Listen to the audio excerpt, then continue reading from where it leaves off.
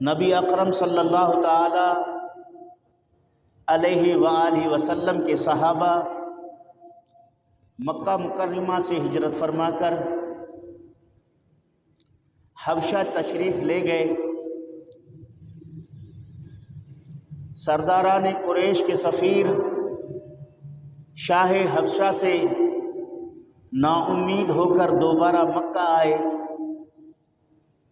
اللہ رب العالمین کے پیارے محبوب محمد کریم صلی اللہ علیہ وآلہ وسلم کو باعزت طریقہ سے حبشہ میں رہائش پذیر اختیار کرنے کی اجازت مل گئی، تو یہاں کافروں کے غیظ و غضب میں اضافہ ہوا،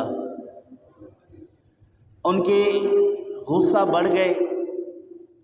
انہوں نے کسی طرح چاہا کہ اسلام کے شمع کو بجھا دیا جائے، پھر سے کفر اور شرک کے بازار کو گرم کر کے ظلم اور جبر کے سلسلہ کو چلایا جائے۔ انہوں نے اس پر مختلف ہتھ کنڈے استعمال کیے، مختلف چالاکیاں اور چال بازیاں کی، مختلف سرداروں کے پاس جا کر ان سے مدد طلب کی۔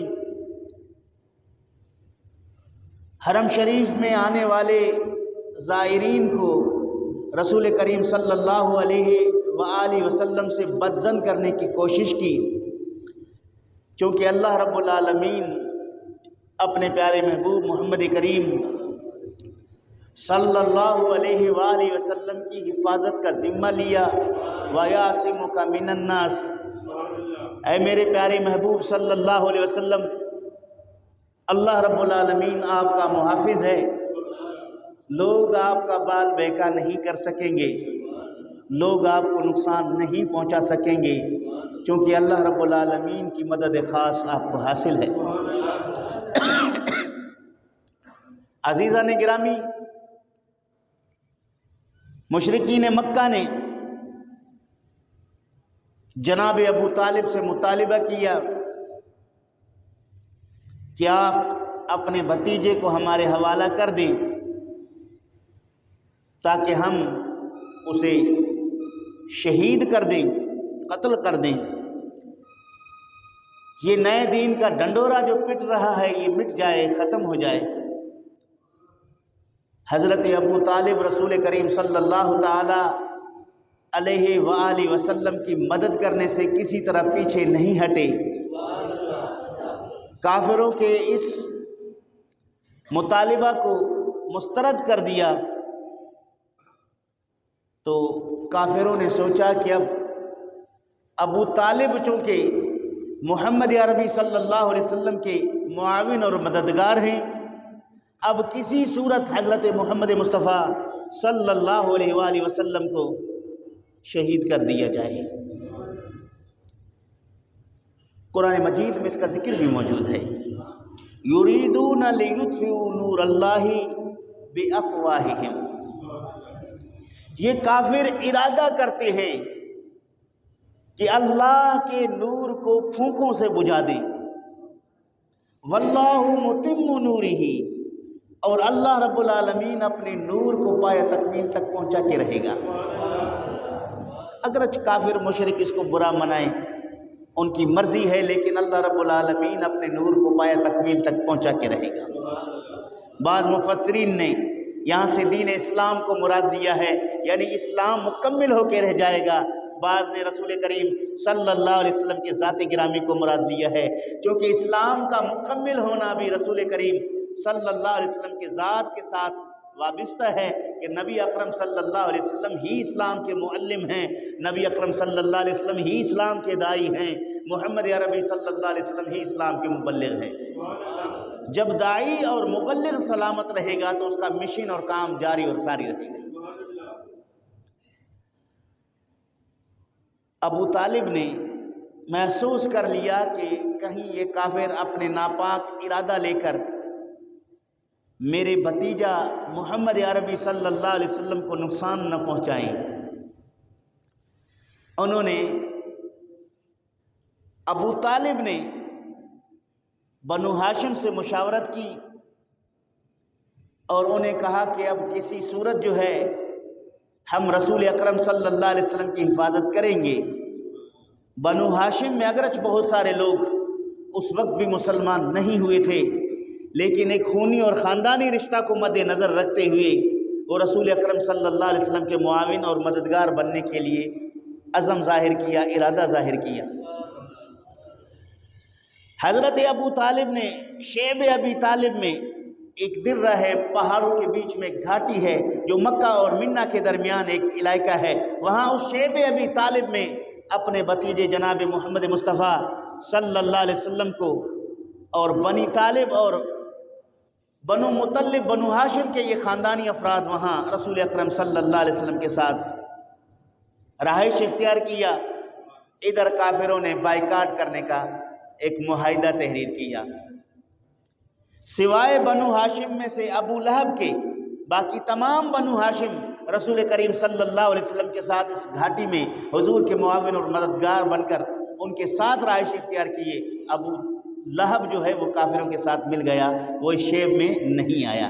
اگرچہ ابو لہب جو ہے یہ ابو طالب کے بھائی ہیں، لیکن اس کے باوجود قریبی رشتہ ہونے کے باوجود انہوں نے تعصب، حسد اور بغض کے بنا پر حضرت محمد مصطفیٰ صلی اللہ علیہ وآلہ وسلم کو پناہ دینے والوں کے ساتھ شامل نہ ہوا، معاون کرنے والوں کے ساتھ شامل نہ ہوا، بلکہ دشمنوں کے ساتھ مل گیا، انہیں چھوڑ دیا گیا۔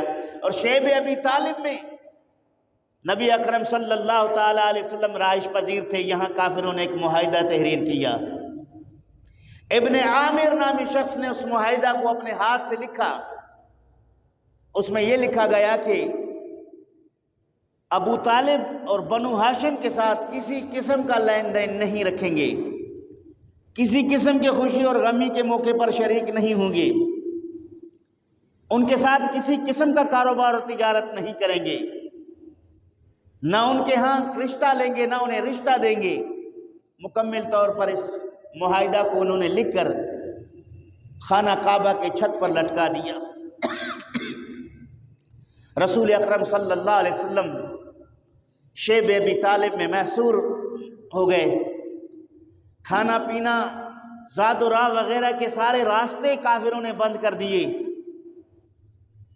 سیرت نگار لکھتے ہیں کہ بنو ہاشم کے بچے اس شیب ابی طالب میں بھوک کی وجہ سے اتنے زور سے رویا کرتے تھے کہ باہر گھاٹی سے باہر بھی لوگوں کو وہ آواز سنائی دیتا تھا، لیکن چونکہ وہ رسول اکرم صلی اللہ علیہ وسلم کے ساتھ دشمنی کرنے کی وجہ سے ان کے اندر کوئی احساس، کوئی ہمدردی کچھ بھی نہ تھا۔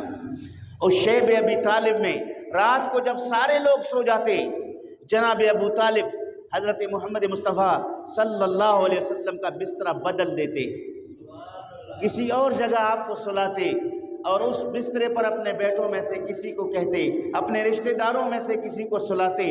اسی طرح یہ سلسلہ چلتا، مبادا کہیں رات کو کوئی حملہ آور ہو جائے، کسی جاسوس کے ذریعے اسے پتہ چلے کہ یہ بستر جناب محمد مصطفیٰ کا ہے، مبادا رات کو حملہ کر کے کوئی نقصان نہ پہنچا دے، اس لیے جب سارے لوگ سو جاتے تو وہ بستر ہی بدل لیا جاتا تھا، تاکہ اگر کوئی اسی طرح کی جاسوسی ہو تو دشمن آئے تو نبی پاک صلی اللہ علیہ وسلم کے بستر کو معلوم نہ کر سکے اور براہ راست وہ نبی پاک پر حملہ نہ کر سکے۔ اتنے خطرناک ماحول میں رسول اکرم صلی اللہ تعالیٰ علیہ وآلہ وسلم حج کے دنوں میں، جہاں کسی دشمن کے ساتھ جنگ کرنا قریش عرب کے رسم و رواج کے مطابق بھی شریعت اسلامیہ میں بھی جائز نہیں ہے، تو اس موقع سے فائدہ اٹھاتے ہوئے رسول اکرم صلی اللہ علیہ وسلم باہر تشریف لا کر لوگوں کو دین اسلام کی تبلیغ کرتے۔ اس شیب ابی طالب میں مسلسل 3 سال آپ رہائش پذیر تھے۔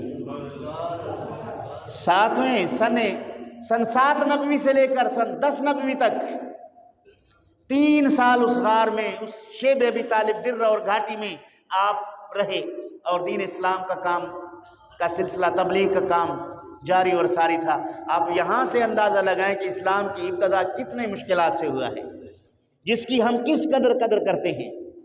جو اسلام حضرت محمد مصطفیٰ صلی اللہ علیہ وآلہ وسلم کے ذریعے رب ذوالجلال نے ہمیں عطا فرمایا ہے، اس کی ابتدا کس طرح مشکلات میں ہے۔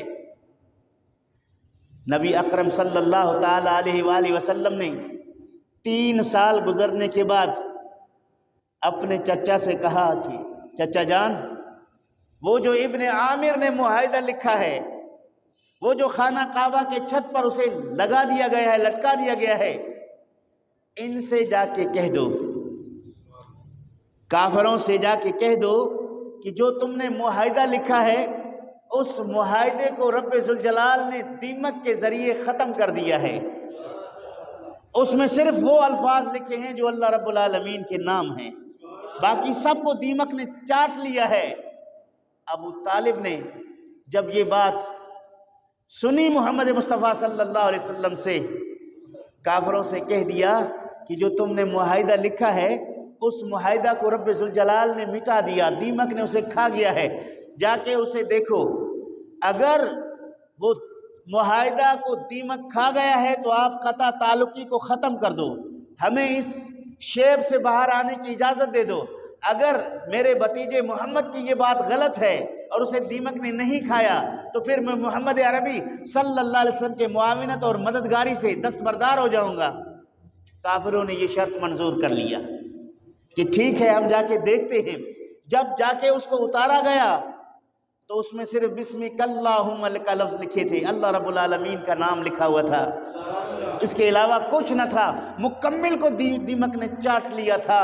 تو وہ شیب ابی طالب سے آپ باہر تشریف لائے، لیکن جب باہر لائے تو حالات پھر بھی سازگار نہ تھے، ناسازگار تھے۔ آج اگر دین اسلام کی بات کی جاتی ہے تو آپ کے دوست و احباب، علاقے کے لوگ، شہر کے لوگ کہتے ہیں کہ ماحول بڑا خراب ہے، حالات بڑے ناسازگار ہیں۔ حالات ناسازگار میں گویا دین کی بات نہ کرو، حالات ناسازگار میں گویا ناموس رسالت کی بات نہ کرو، حالات ناسازگار ہیں گویا تم نبی پاک صلی اللہ علیہ وسلم کے اس مشن کو آگے بڑھانے کی بات نہ کرو۔ اس وقت سے بڑھ کر حالات ناسازگار اب کہاں ہیں؟ اسلام کے ابتدائی دنوں میں جو حالات ناسازگار تھے، ان حالات میں اسلام کا یہ شمع فروزاں رہا، روشن رہا۔ رسول اکرم صلی اللہ علیہ وسلم اس کی تبلیغ فرماتے رہے۔ حالات بڑے خطرناک تھے۔ آپ شیب ابی طالب سے باہر تشریف لائے، تب بھی حالات ٹھیک نہیں تھے۔